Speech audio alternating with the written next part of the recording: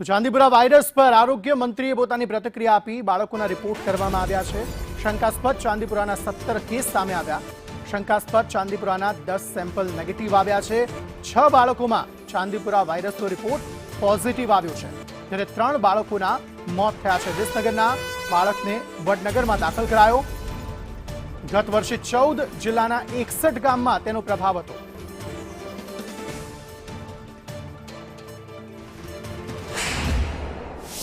સત્તર શંકાસ્પદ બાળકોને જે એના સિમ્પટમ્સ દેખાતા હતા એમના રિપોર્ટ કરવામાં આવ્યા છે, જેમાંથી 10 સંપૂર્ણપણે નેગેટિવ આવ્યા છે।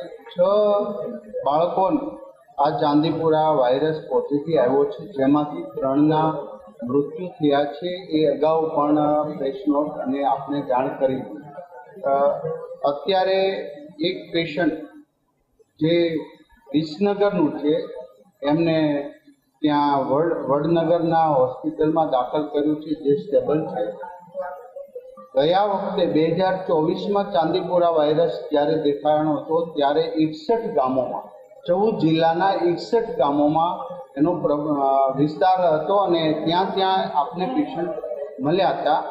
તો આજે તમામ 61 સ્થળો પર પણ દવાનો છંટકાવ, ત્યાં પણ તપાસ કરવામાં આવી છે। ત્યાં પણ શંકાસ્પદ કોઈ કેસ હોય તો એમને હોસ્પિટલ દાખલ કરીને એમના ટેસ્ટ કરવા માટેની આરોગ્યની ટીમને સૂચના આપી છે, જે કામ